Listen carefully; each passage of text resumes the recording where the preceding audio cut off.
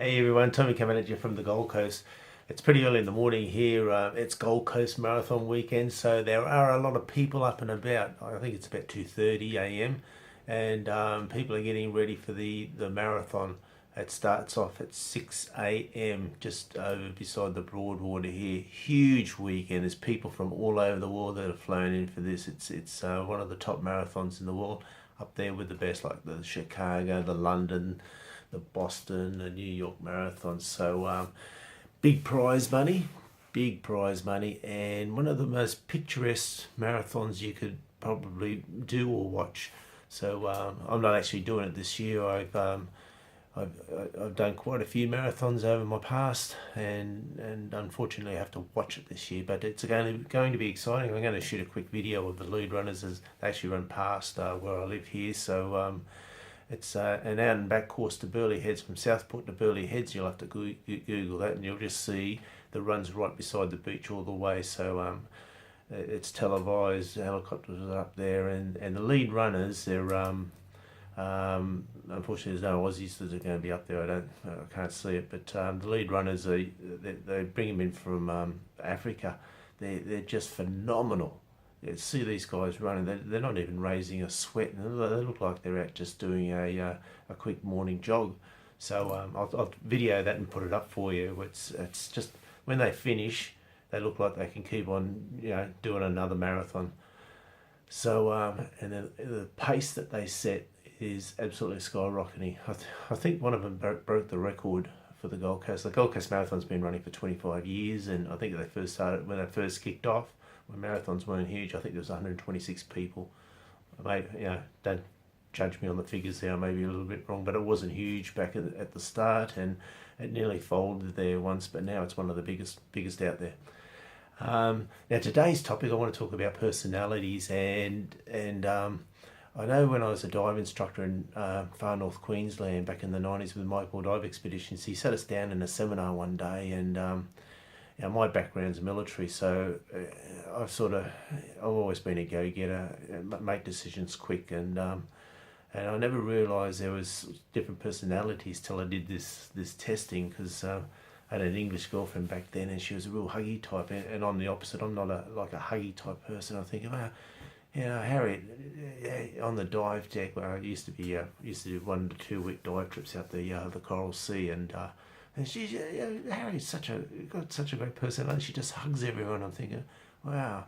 So I really, for me to hug somebody, I've got to sort of get out of my comfort zone a lot. Sometimes I'm just not the natural huggy type person. So with the dope test, there four personalities. It's just a fun test. So if you don't take it too true to heart, but it does narrow it down. I know there's a lot of other ones that have got 6 different personality tests and all that really narrow it down. But this one's just a fun one. It's the dope, and it stands for dove, owl, peacock, and eagle.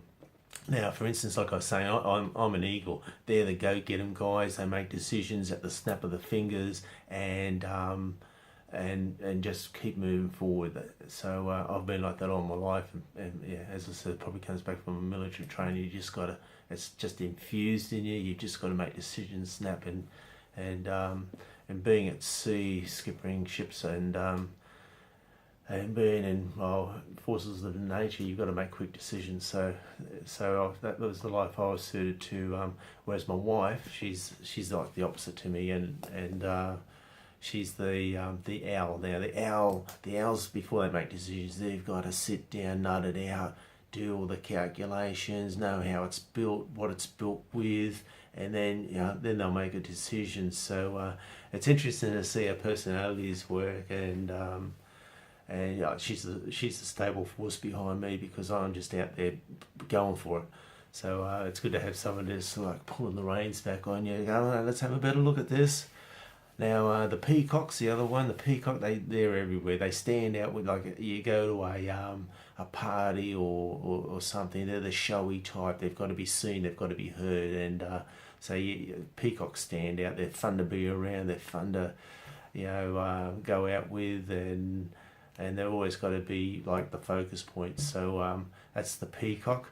And the owl I just talked about. They're the got to figure out the nuts and bolts of everything. And the doves are the peaceful, the friendly type. They're always there, and society wouldn't survive without the doves. So they're the sort of, they hold everything together. They're nice to be around. They're not going to make decisions quick. They're not going to be showy. In fact, they're sort of the opposite of all that. So they're the people that, like I said, they're the cement work of the whole foundation. So I hope you got some value out of that today. It's and check it out online if you want to. I know you can go online and do the dope test to find out what sort of personality you are. Although from what I just said, you should be able to figure out what you are.